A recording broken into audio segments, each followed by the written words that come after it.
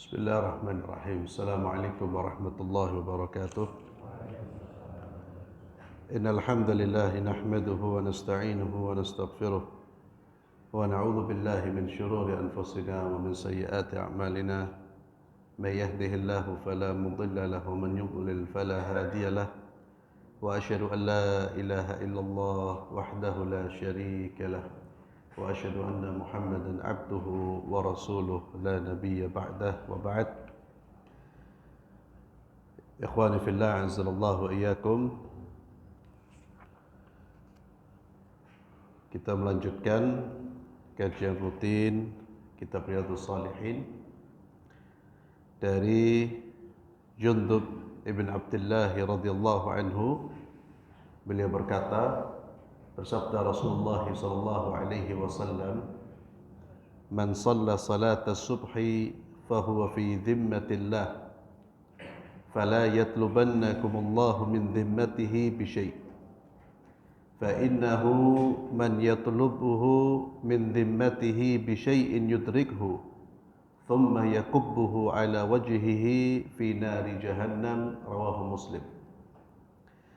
Dari Jundub bin Abdullah radhiyallahu tabaraka wa ta'ala an, dia berkata, Rasulullah sallallahu alaihi wasallam bersabda, barang siapa yang telah melaksanakan salat subuh, maka dia berada dalam jaminan Allah. Kata para ulama, subuh di sini salat subuh secara berjamaah. Orang yang melaksanakan salat subuh secara berjamaah, dia berada di dalam jaminannya Allah, dalam perlindungannya Allah. Maka jangan sampai Allah menuntut kalian sedikit pun dari jaminannya. Karena barang siapa dituntut sedikit oleh Allah, karena orang tersebut berani merusak jaminan Allah subhanahu wa ta'ala, maka Allah pasti akan mendapatkannya, kemudian mencampakkannya ke dalam neraka jahanam. Ini hadis yang memberikan peringatan keras terhadap orang-orang yang berani menyakiti saudara-saudaranya muslim yang rutin rajin menjaga sholatnya, terutama sholat subuhnya.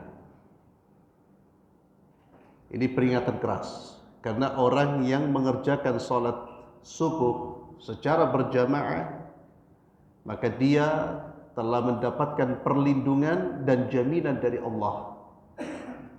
Siapa yang menyakiti orang tersebut, berarti dia menghadapi siapa? Allah subhanahu wa ta'ala, karena Allah yang memberikan jaminan. Maka berhati-hatilah menyakiti hamba-hamba Allah yang mereka orang-orang yang senantiasa menjaga salat-salat mereka. Berhati-hatilah menyakiti mereka atau berbuat zalim kepada mereka, karena sikap menyakiti dan berbuat zalim kepada mereka sama dengan kita menantang Allah subhanahu wa ta'ala. Ini pula menjadi hadis yang menegaskan akan keutamaan orang-orang yang senantiasa menjaga salat-salat mereka di rumah-rumah Allah. Ketika kita mencintai rumah Allah, mendatangi rumah Allah untuk menyembah Allah, untuk beribadah kepada Allah, untuk salat, itu artinya kita sedang meminta kepada Allah, meminta untuk diberi pertolongan, meminta untuk dijaga, diberi hidayah, dan Allah tidak akan menyia-nyiakan siapa yang datang kepada Allah subhanahu wa ta'ala.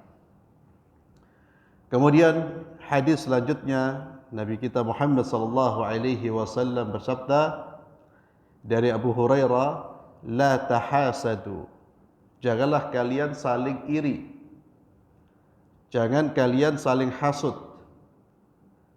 Iri atau hasud itu adalah perasaan benci terhadap nikmat yang ada pada seseorang. itu sudah termasuk bibit hasad. Anda tidak suka melihat orang senang, itu ada bibit hasad di dalam diri Anda. Itu hasad yang paling ringan, tidak senang dia. Ada orang sukses, tidak senang. Ada orang bahagia, dia sedih. Dan hasad itu kalau dibiarkan bisa mendorong orang yang memiliki virus hasad ini untuk melakukan perbuatan-perbuatan yang tidak terpuji. Karena hasad orang bisa menfitnah, memberikan atau melemparkan tuduhan dengan apa yang tidak dia lakukan. Itu biasanya karena hasad. Karena hasad orang bisa mengadu domba. Karena hasad orang bisa menjatuhkan.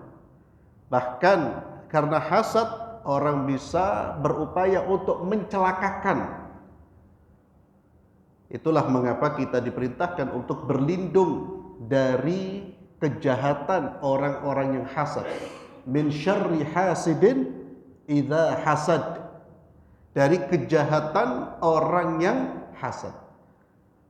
Maka surat Al-Ikhlas, Al-Falaq, An-Nas itu surat pelindung. Melindungi di antaranya selain dari syaitan juga melindungi diri kita dari manusia-manusia hasad.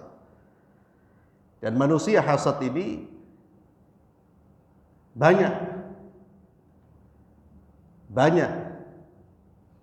Itulah juga mengapa kita ketika bermimpi baik atau mendapatkan kabar yang baik atau mendapatkan sesuatu yang baik, Nabi mengarahkan kepada kita untuk menceritakan kepada orang-orang tertentu saja. Tidak semua orang kita ceritakan, karena tidak semua orang mereka senang dengan kesenangan kita, termasuk mimpi. Mimpi baik itu silahkan diceritakan. Kalau mimpi buruk tidak perlu diceritakan, nggak ada pengaruhnya dalam kehidupan kita. Mimpi baik ceritakan, tapi siapa yang kau percayai? Kenapa itu salah satu hikmahnya? Karena tidak semua orang sekali lagi senang dengan kegembiraan kita. Ada orang-orang yang kalau kita senang, Pak, itu hatinya tidak karu-karuan loro nih. Na'udzubillah.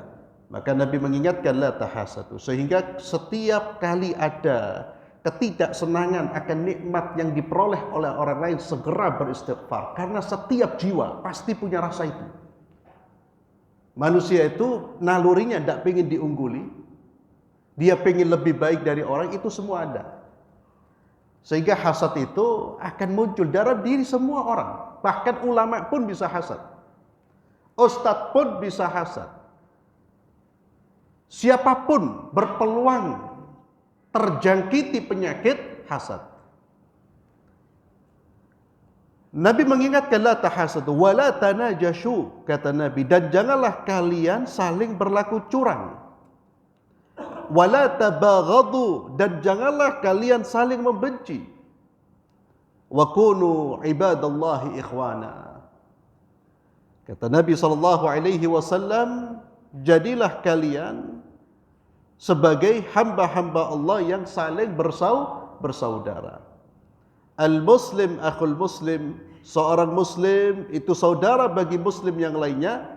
La yadlimuhu wa la yahkiruhu wa la yakhdhuluhu. Dia tidak boleh menzalimi, tidak boleh merendahkan, dan tidak boleh membiarkan saudaranya terzalimi. At-taqwa hahuna, takwa itu sumbernya di sini.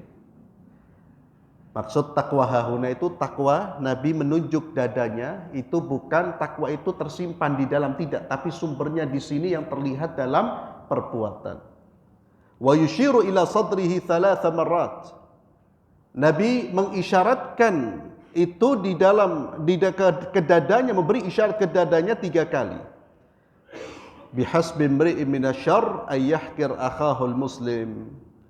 Cukuplah seseorang telah melakukan perbuatan yang sangat buruk ketika dia merendahkan saudaranya. Kullul muslim 'alal muslim haramun damuhu wa maluhu wa irduhu.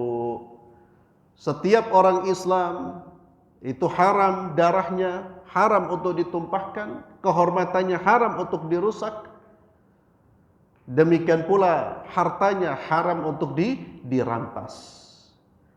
Maka 3 yang Allah haramkan kita dari saudara kita, hartanya, jangan mengambil harta dengan cara-cara yang batil. Yang kedua, darahnya, jangan tumpahkan darah saudara antum. Yang ketiga, kehormatannya, jangan rusak kehormatannya, haram. Ini hadis-hadis yang subhanallah kalau masing-masing dari kita umat Islam berpegang teguh dengan sunnahnya Nabi dalam bab akhlak ini, Allahu Akbar, itu akan menciptakan masyarakat yang damai, yang aman.